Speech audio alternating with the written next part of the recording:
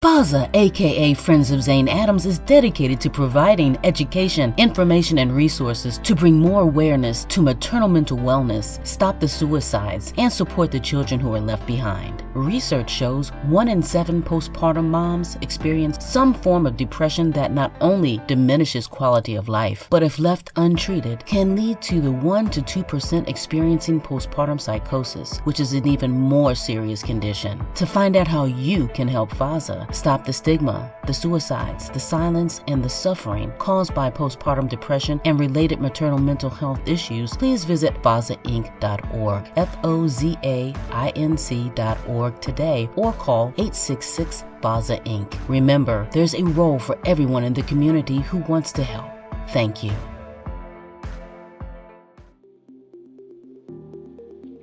Greetings, FOZA fans. This is Paulette Smith, and I want to welcome you to 2023. Wow, are we blessed? Because we're here. We're here with another episode of the FOZA podcast for maternal mental wellness.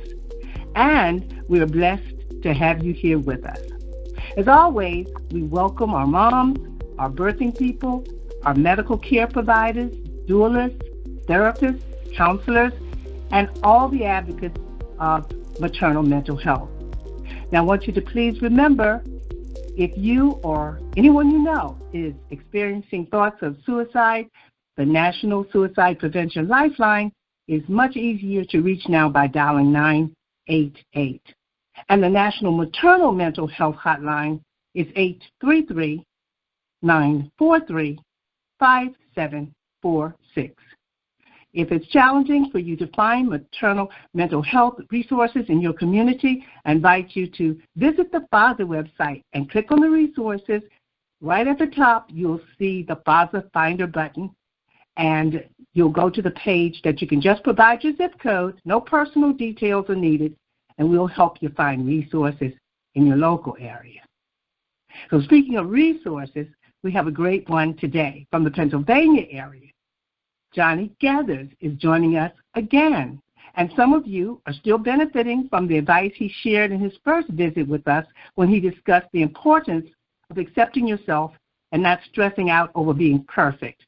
We got a lot of feedback on that, and during your perinatal and postpartum period, you want to just go back, listen to that if you start feeling a little stressed about not getting things right. If you didn't catch that episode, you can listen at any time on the FOZA playlist, and the links will be included on our webpage as well.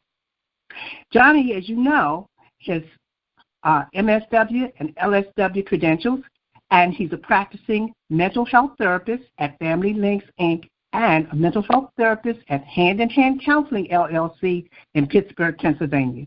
He's the producer of the YouTube channel Mental Health Series, JG Mental Health Fridays. And you got to check that out. We have the links here for you. You'll be able to check it out. But today he's back with us to start the new year with a message of encouragement and guidance focused on 2 words: try therapy. I think we've all heard about the benefits of therapy, and yet there are many perinatal and postpartum moms and birthing people who are suffering and struggling with mental disorders, including depression and anxiety and so much more. So let me stop right here and welcome our guest. Greetings, Johnnie, and welcome to the FOZA podcast, and Happy New Year. Happy New Year. It's glad I'm welcome to be back. A new year, a new age, and everything.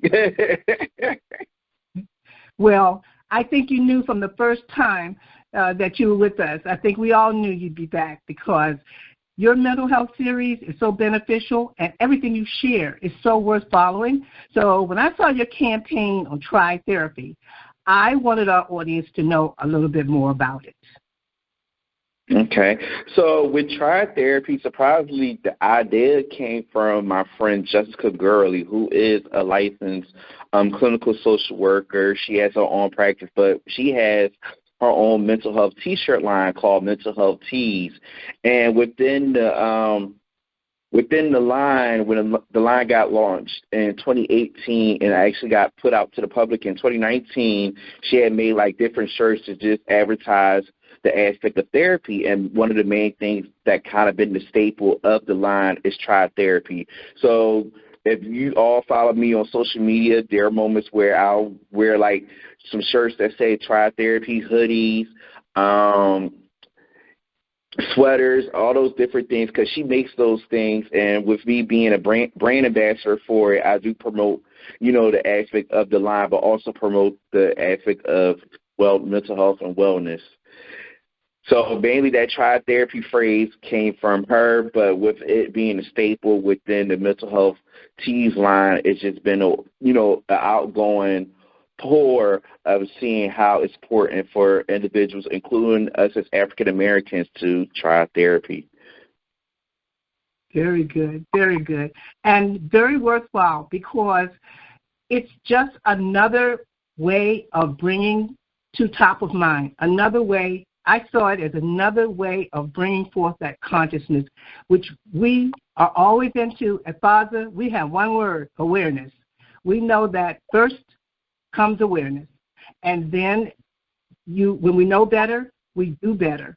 So when I saw that line, I know what you do. I know where you are. I know you spend all of your time, well, not all of your time, but a great deal of your time helping people understand that therapy is an avenue to take that's not to be ashamed. There's no shame with it. There's no stigma with it. And, we always want to say, stop the stigma. And I think that that's one of the things that happens when people see that phrase going around, even though they might be holding something inside, because we don't know what people are holding inside.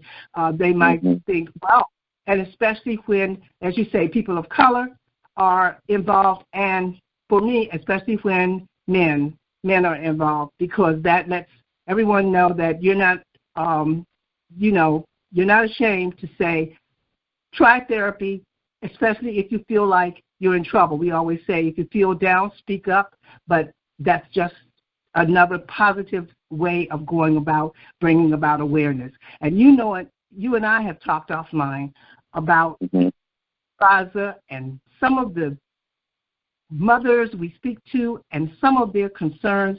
And I told you that, and this is going to come out probably in our thank you video, but I wanted some of the audience to know that we're paying attention, we're listening, and I shared with you several questions, but the one main question that moms seem to come to us with, it kind of revolves around therapy. She may think she needs therapy, but she doesn't think her primary care provider is on board with her. And it's already a little bit of a dark subject. She might already feel like she's backing up. So what I wanted to ask from you is, how can what is your advice for her to better advocate for herself and not be intimidated by everything that's going on around her? So, the thing is, this actually kind of goes hand in hand with a primary care doctor and a therapist, because both a doctor and a therapist are supposed to be able to provide service. That's the main thing. But in order to provide service, you have to have relationship with the people that you are serving. So for a primary care physician, if they're not being able to say, okay, I'm here to serve you, then it kind of creates that burden for a particular patient or individual that are seeking services to say, okay, I might need another avenue, I might need this, and they can't really go to their primary care physician to talk about it because they already know that they're going to get turned down or turned away from it. And I think within that aspect of building a relationship, it will be able to help the patient to be able to say things about what can be done within themselves. And I actually wrote down some tips on what can be done for individuals that are, have a difficulty when they see like their primary care physician doesn't seem to care about them.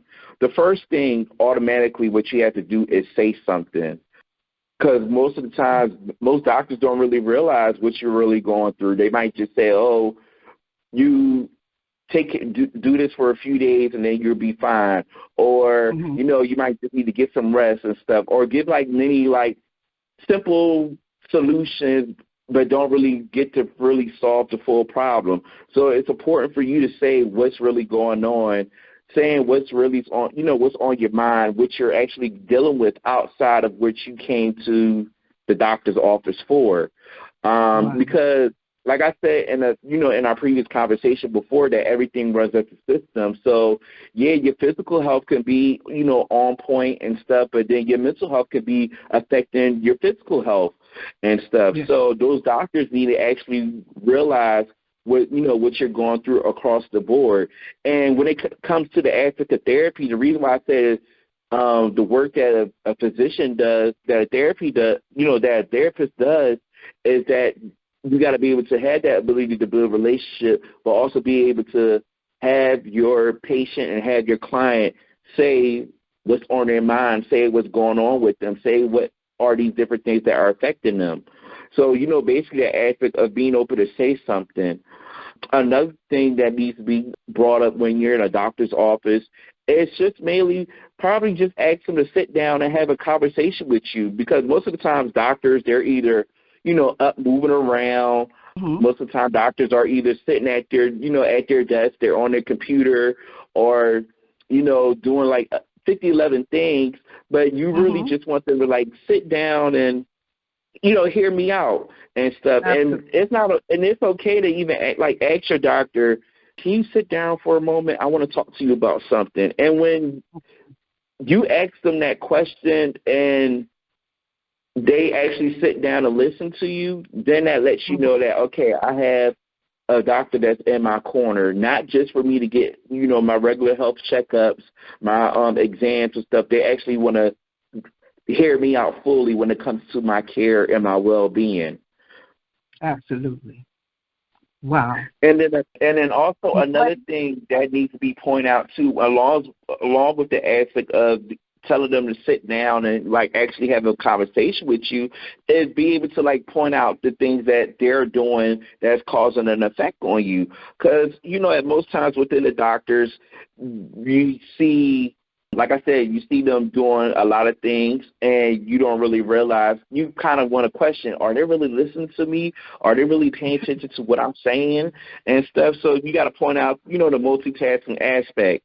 And then you probably could say, you know, Dr. So-and-so, I'll wait till you're finished, but I really want to talk to you about something, just for them, you know, just to, one, give them, like, the grace of what they're doing, but then also to let them know that you need them. You need them at this time for something. You need them during this particular time of your day, during your appointment, to hear you out. Right. Absolutely. All good points, and if you don't think that I'm going to be pushing this, you might get a little bit tired of just seeing your face, because these are no, I'm just saying that this conversation is the conversation that many moms have with us, even though we're online most of the time, is that they don't feel as if they are being heard. Now, I don't know if you've been keeping up with us, but we've done 2 series on the topic of journaling or personal diary. And we even had a medical doctor come on and speak with us, and we have that in our past podcast. But that was a part of our conversation. Like sometimes a mom will get into the doctor's office. Our doctor, Dr. Alan Lindemann, he even spoke about when you have your clothes off. You are getting examined, and you might not be at your highest comfort level.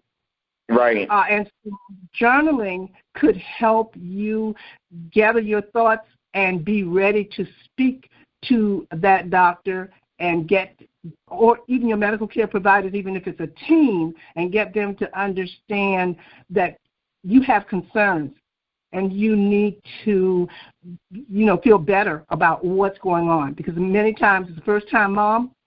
Sometimes it's a many-time mom, but she's feeling things she never felt in her previous pregnancies. And so it just slips off she just doesn't really know what to say or how to express it. But sometimes when you're in your quiet moments and you write it down and you have that journal, and we never say journaling is the cure.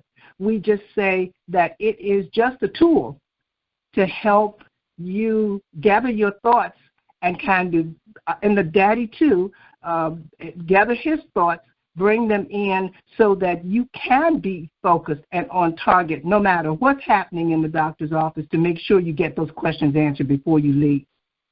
So what do you think about journaling and bringing that to the medical professionals?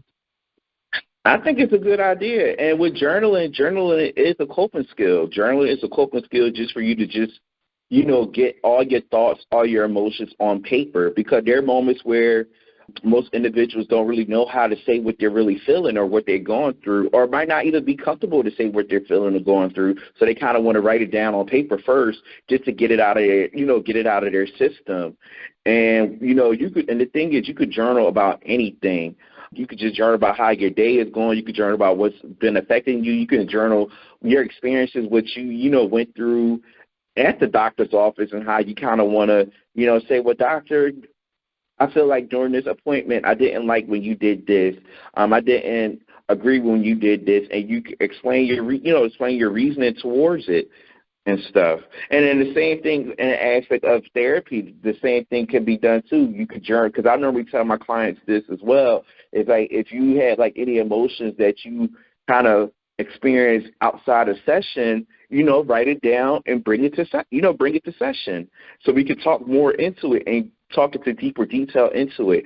And the thing is that needs to be brought up in the aspect of a role of a care physician and a therapist is that, we don't really run the show. It's really our clients and our patients that run the show, because they came to us for a particular service. They came to us for particular things that they already know that they want to get checked on or want to talk about or want to look into, and we're just guiding them along the process.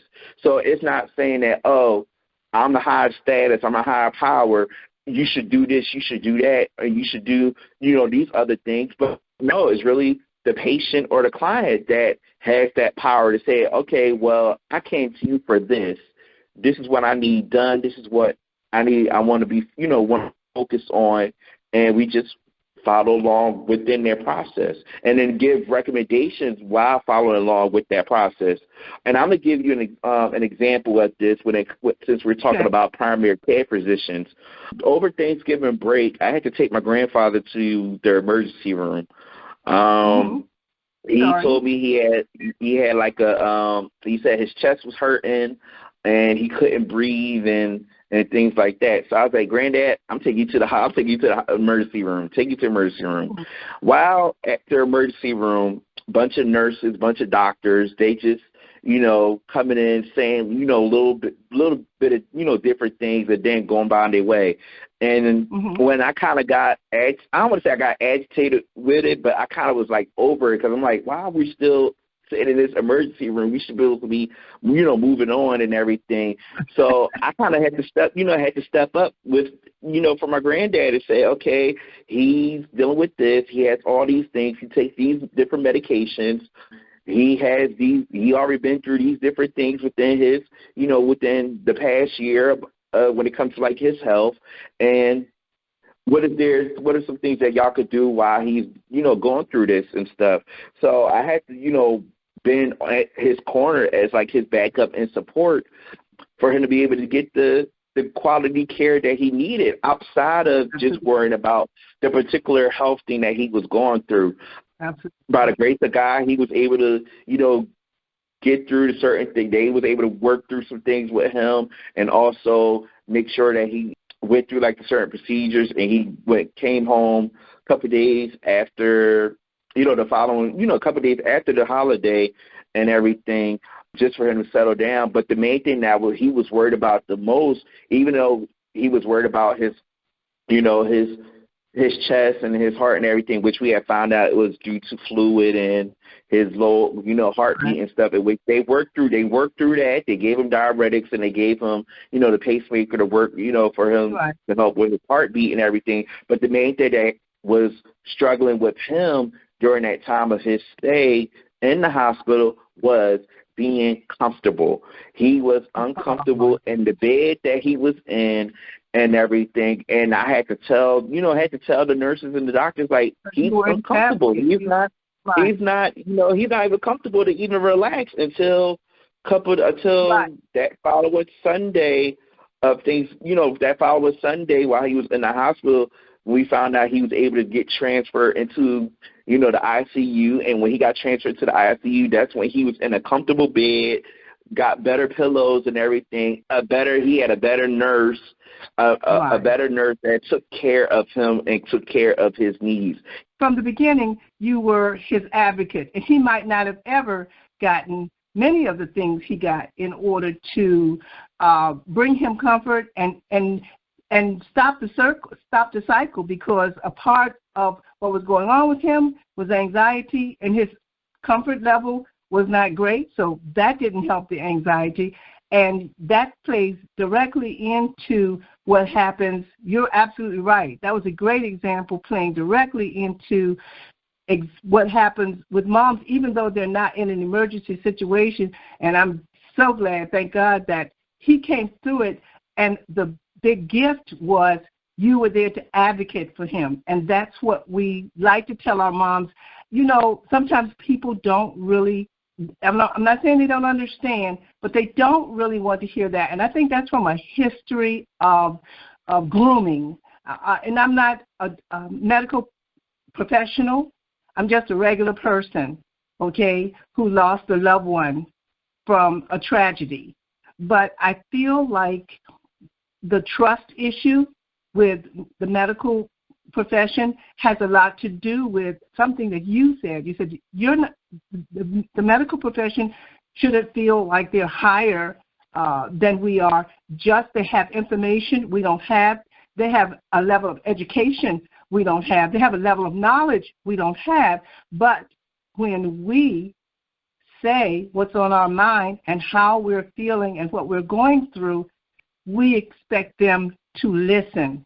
And I think that's where the disconnect has come in over time, because I'm quite mature, and I've had several children, and I know full well that I have had those moments in a doctor's office where I didn't feel like I was being heard. And it wasn't an emergency. I just didn't feel as if I was being heard. So when moms contact us at FOZA, and they're not even secure in their insurance situation. They sometimes don't even feel like they deserve or they qualify for attention.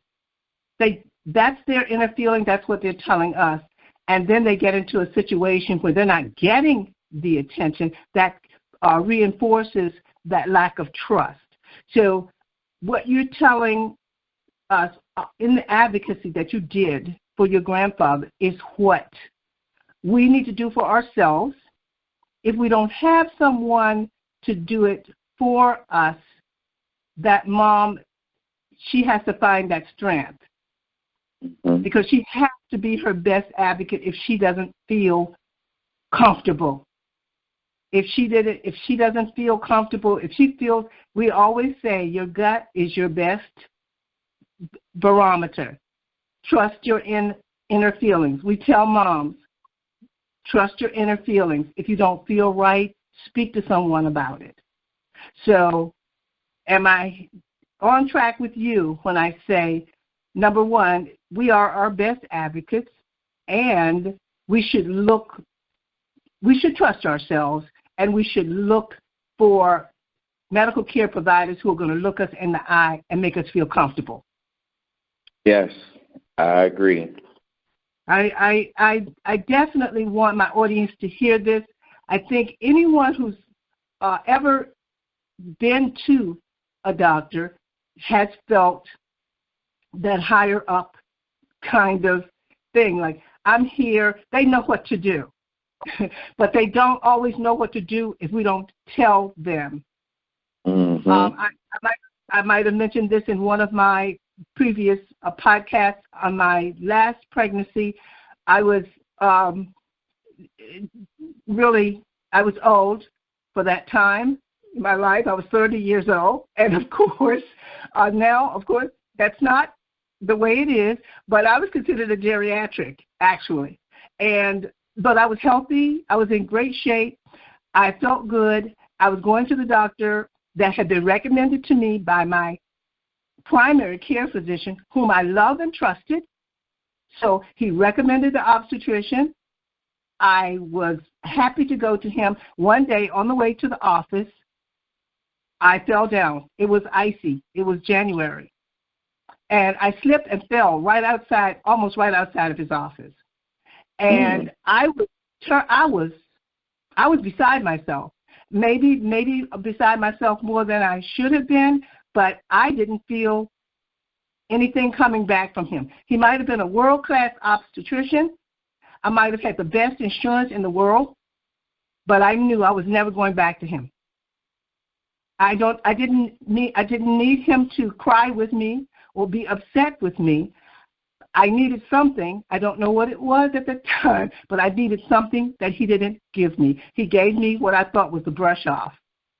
My hip hurt. I fell on my hip. I didn't fall on my stomach or anything. I fell on my hip, but I was shaken, and I was not real pregnant. You know, I was only like 3 or 4 months pregnant, but I felt as if he didn't. I told him how I felt, and I felt as if he didn't respond in kind. And I knew that I was never coming back again. From that simple thing, he might have thought that he didn't want to worry me, and he was reassuring, but I didn't feel that way. I found a obstetrician that understood I was concerned about my age. I had an obstetrician that understood I was a little bit anxious, so forth and so on, and I came forth with a beautiful baby girl, and I never had another issue. But I'm a kind of a strong person. I'm not going to just sit back and just take anything. So I want my moms who feel like, well, the doctor knows.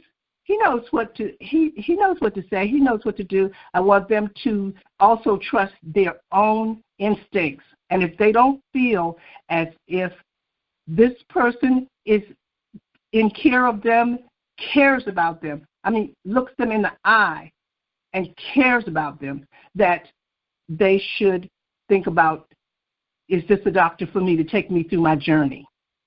And, whoa, did I go off on that? But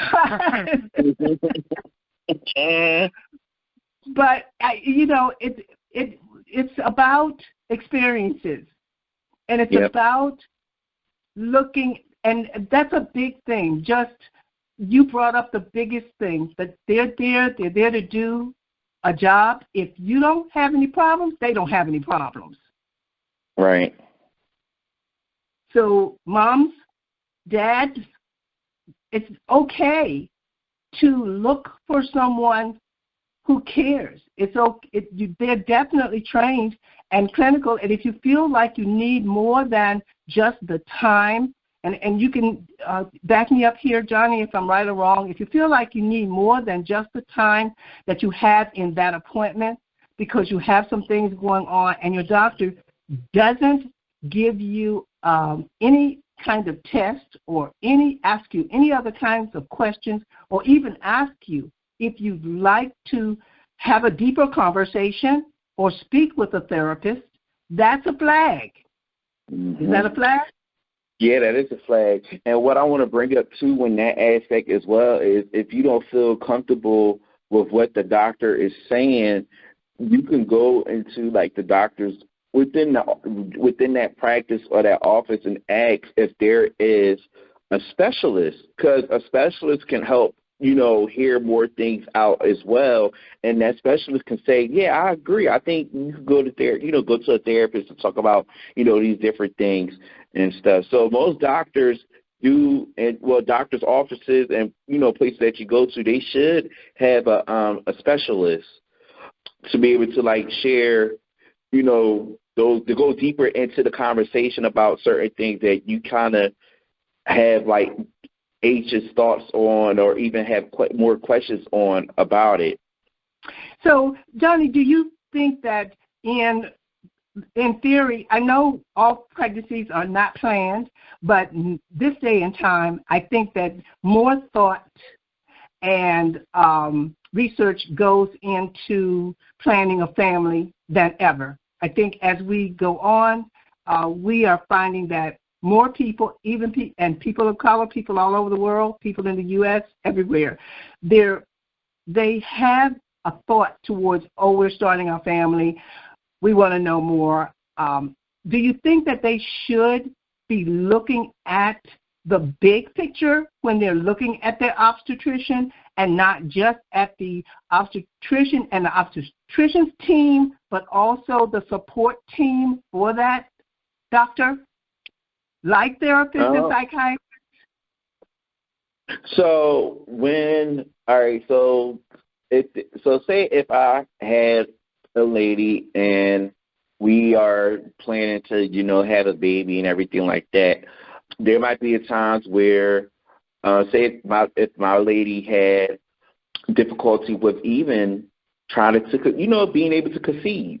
If she has difficulty with being able to conceive, maybe that might be a time to, say, all right, I need to talk to a OBGYN doctor or someone that could help out with that.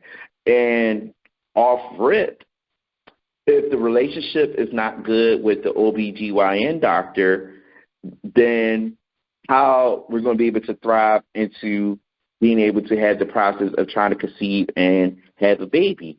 So it actually starts from there, where we have to do our research on who we want on our team when it comes to wanting to bring another child into this world.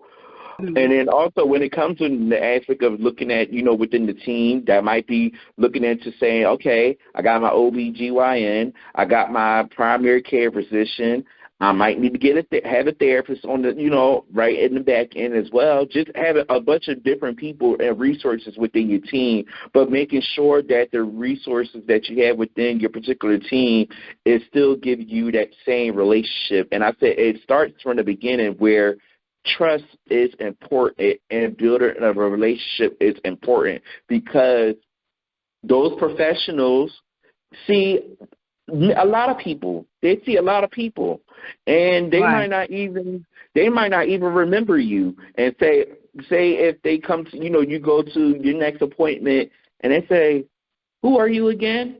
And then you be like, "Excuse me, I just was with you last week. You should know who I am."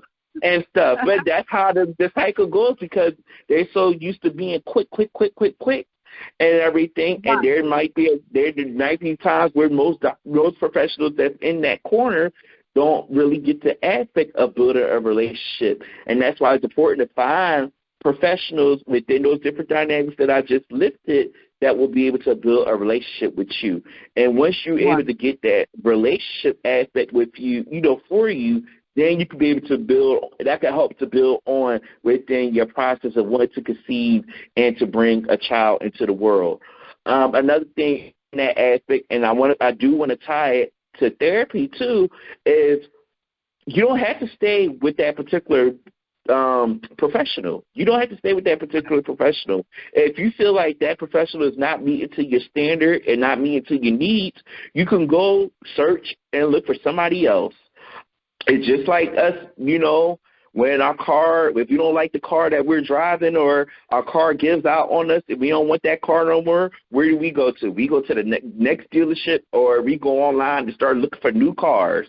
And that's the thing we have to look at when it comes to our professionals, when it comes to our doctors, when it comes to our therapists, when it comes to anyone that we want to provide that we want to get services from. If they not up to par, it's okay to look around. It's okay to, research and look for somebody else that will fit to your standard and fit to your needs. I think that what happens a lot of times when it's like, God forbid, cancer or something like that, the term second opinion comes right in almost a part of the first conversation, is like, second opinion. Did you get a second opinion? But it doesn't always, always play out that way with the perinatal and the postpartum period. But you're absolutely right. But in doing that, that mom and that family needs to kind of think about the fact that they are the advocates for that. And even though the professionals are just that, they're professionals, they are working on the information that we provide them.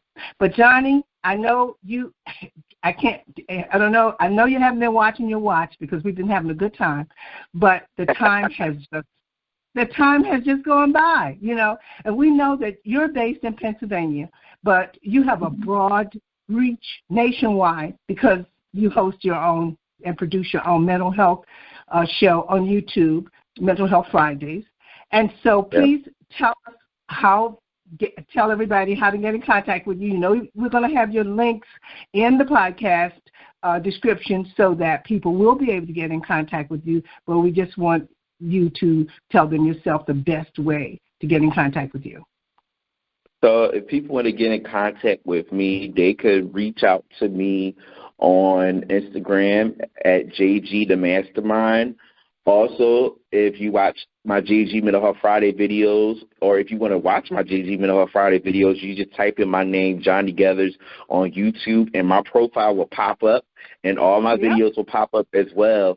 And even when you click on a video to watch, in the description part of each video, I leave my contact information. So my Facebook, my Instagram, my LinkedIn profile, even my website, my personal website, where you can reach out to me more to connect me through email and everything. If you want me for like different speaking engagements, any other opportunities that you want me to do, to just be a part of something, that you can reach out to me there as well.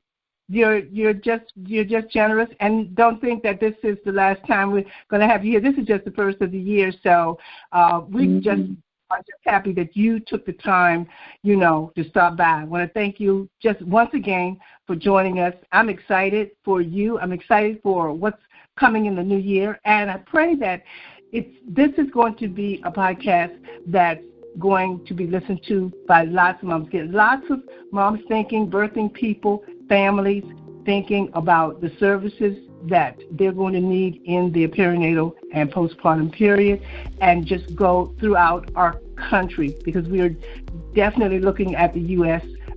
We're looking at maternal mortality rates going down around the world, but not in one of the richest nations, if not the richest nation in the world. So FOZA fans, family, and followers, I want you to please stay connected to the FOZA website. That's FOZAinc.org, and click on resources. Remember, the FOZA Finder is there to serve you. No sensitive information needs to be provided.